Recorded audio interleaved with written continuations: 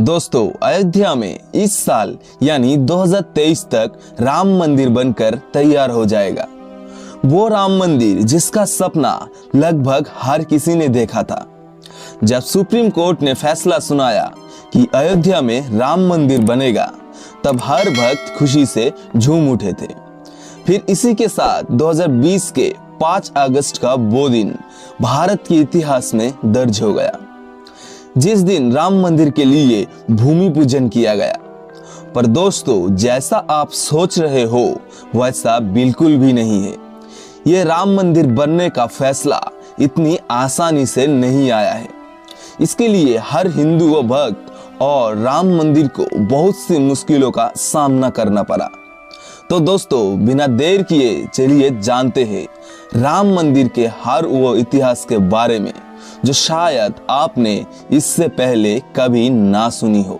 दरअसल 1528 से लेकर 2023 तक यानी 495 साल के इतिहास में कई मोड़ आए, कुछ मील के पत्थर भी पार किए गए। खास तौर से 9 नवंबर 2019 का वो दिन जब 5 जजों की संवैधानिक बेंच ने ऐतिहासिक फैसले को सुनाया था। अयोध्या जमीनी विवाद मामला देश का सबसे लंबा चलने वाला केस में से एक रहा। आइए अब आपको बताते हैं कि इस विवाद की शुरुआत कब हुई थी और अब तक के इतिहास का अहम पड़ाव। साल 1528 मुगल बादशाह बाबर का सिपह सलार मीर बाकी ने विवादित जगह पर एक मस्जिद का निर्माण किया था। इसे लेकर हिंदू समुदाय ने दावा किया कि ये जगह भगवान राम की जन्मभूमि है और यह एक प्राचीन मंदिर भी था। हिंदू पक्ष के मुताबिक मुख्य डोम के नीचे ही भगवान राम का जन्म स्थान था। भारत की प्राचीन नगरियों में से एक अयोध्या को हिंदू पौराणिक इतिहास में पवित्र 7 पुरियों में अयोध्या, मथुरा, माया यानी हरिद्वार, काशी, कांची, अवंतिका यानी उज्जैनी और द्वारका शामिल किया गया है। अयोध्या को अथर्ववेद में ईश्वर का नगर बताया गया है और इसकी सुंदरता की तुलना स्वर्ग से की गई है। स्कंद पुराण के अनुसार अयोध्या शब्द औ कर ब्रह्मा, य कर विष्णु और ध कर रुद्र का स्वरूप है।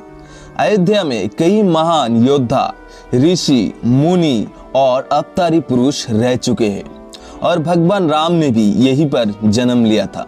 जैन मत के अनुसार यह आदिनाथ सहित 5 तीर्थंकर्स का जन्म हुआ था। अयोध्या की गिनती भारत के प्राचीन 7 पुरियों में पहले स्थान पर किया गया है। जैन परंपरा के अनुसार भी 24 तीर्थंकरों में से 22 इक्ष्वाकु वंश के थे। इन 24 तीर्थंकरों में से भी सबसे पहला तीर्थंकर आदिनाथ यानी ऋषभदेव जी के साथ 4 अलग तीर्थंकरों का भी जन्म यही अयोध्या पर हुआ था। बौद्ध मान्यता के अनुसार बुद्धदेव ने अयोध्या अथवा संकेत में 16 साल तक निवास किया है। अब हम जानेंगे अयोध्या का निर्माण किसने किया था। सरयू नदी के तट पर बसे इस अयोध्या नगर का निर्माण रामायण अनुसार विवस्वान के पुत्र वैवस्वत मनु महाराज ने किया था। मथुरा के इतिहास के अनुसार वैवस्वत मनु लगभग 6673 ईसा पूर्व था। ब्रह्मा जी के पुत्र मरीचि से कश्यप का जन्म हुआ। कश्यप से विवस्वान और उसका पुत्र वैवस्वत मथु थे। पौराणिक कथाओं के अनुसार ब्रह्मा से जब मनु ने अपने लिए एक नगर की निर्माण की बात कही तो वो उन्हें विष्णु जी के पास ले गए। फिर विष्णु जी ने उन्हें साकेत धाम में एक सही जगह बताया। विष्णु जी इस नगरी को बसाने के लिए ब्रह्मा और मनु के साथ देव शिल्पी विश्वकर्मा को भेज दिया। मान्यता के अनुसार वशिष्ठ द्वारा सरयू नदी के तट पर लीला भूमि को चूज किया गया, जहां विश्वकर्मा ने नगर का निर्माण किया। स्कंद पुराण के अनुसार अयोध्या भगवान विष्णु के चक्र पर विराजमान है। उत्तर भारत के तमाम हिस्सों में जैसे कौशल, कपिलवस्तु, वैशाली और मिथिला आदि में अयोध्या के इक्ष्वाकु वंश के शासकों ने ही राज्य कायम किए थे। भगवान श्री राम के बाद लव ने श्रावस्ती बसाई और इसकी आजादी का उल्लेख अगले 800 सालों तक मिलता है। कहते हैं कि भगवान श्री राम के पुत्र कुश ने एक बार फिर से अयोध्या का पुनर्निर्माण करवाया था। इसके बाद सूर्यवंश की अगली 44 पीढ़ी तक इसका अस्तित्व बरकरार रहा। रामचंद्र से लेकर द्वापरकालीन महाभारत और उसके बहुत बाद तक हमें अयोध्या का सूर्यवंशी इक्ष्वाकु का नाम मिलता है। महाभारत के युद्ध के बाद अयोध्या उजड़ सी गई, लेकिन उस दौर में भी श्री राम जन्मभूमि का अस्तित्व सुरक्षित था, जो लगभग 14वीं सदी तक बरकरार रहा। बेंटली और पर्जिटर जैसे पंडितों ने गृह मंजरी आदि प्राचीन भारतीय ग्रंथों के आधार पर इनकी स्थापना का काल ईपू 2200 के आसपास माना है। इस वंश में राजा रामचंद्र जी के पिता दशरथ 63वां शासक थे। दशरथ के कई काल बाद ये नगर मगध के मौर्य से लेकर गुप्त और कनौज के शासकों के अधीन रहा है। अंत में यह महमूद गजनी के भांजे सियाज सलार ने तुर्क शासन की स्थापना की। वो बहराइच में 1033 ईपी मारा गया। उसके बाद तैमूर के पश्चात जब जौनपुर में शकों का राज्य स्थापित हुआ तो अयोध्या शकियों के अधीन हो गया। विशेष रूप से शक शासक महमूद शाह के शासन काल में 1440 ई से 1526 ई में बाबर ने मुगल राज्य की स्थापना की और उनके सेनापति ने 1528 में यह आक्रमण करके मस्जिद का निर्माण करवाया, जो 1992 में मंदिर मस्जिद विवाद के चलते राम जन्मभूमि आंदोलन के दौरान कोलैप्स हो गया। अयोध्या रघुवंश राजाओं की बहुत पुरानी राजधानी थी। पहली ये कौशल जनपद की राजधानी थी। प्राचीन प्रथाओं के अनुसार तब इसका क्षेत्रफल 96 वर्ग मील था। वाल्मीकि रामायण के 5वें सर्ग में अयोध्यापुरी का वर्णन विस्तार से किया गया है। वाल्मीकि जी अयोध्या का सड़कों की सफाई और सुंदरता के बारे में लिखते थे। वो पूरी चारों ओर फैली हुई बड़ी बड़ी सड़कों से सुशोभित थे। सड़कों पर हर रोज पानी छिड़का जाता था और फूल बिछाए जाते थे। इंद्र की अमरावती की तरह महाराज दशरथ ने उस पुरी को सजाया था। इस नगर में राज्य को खूब बढ़ावा देने वाले महाराज दशरथ उसी प्रकार से रहते थे जिस प्रकार स्वर्ग में इंद्रदेव रहते हैं। अयोध्या नगरी प्राचीन अवशेषों से भरी पड़ी है। उसी प्राचीन अवशेषों में से एक मणि पर्वत का भी नाम आता है। धार्मिक ग्रंथों की मान्यता है कि भगवान राम जब माता सीता को विवाह कर अयोध्या लेकर आए तब महाराज जनक ने महाराज दशरथ को उपहार स्वरूप मणियों की श्रृंखला उन्हें भेंट दी थी, जिसको चक्रवर्ती राजा दशरथ ने विद्याकुंड के पास रखवा दिया था। मणि इतना ज्यादा था कि धीरे धीरे वह मणियों का पहाड़ बन गया। आज उसी प्राचीन अवशेषों को लोग मणि पर्वत के नाम से जानते हैं। मान्यता है कि इसी मणि पर्वत पर भगवान राम ने माता सीता के साथ श्रावण महीने में तृतीया तिथि के दिन झूला झूलते थे। रामलला के मुख्य पुजारी आचार्य सत्येंद्र दास बताते हैं कि मणि पर्वत का इतिहास बहुत प्राचीन है। इसका इतिहास त्रेता युग के समय का है। वहां पर एक जनोरा नाम का गांव था जहां पर महाराज जनक ने निवास किया था।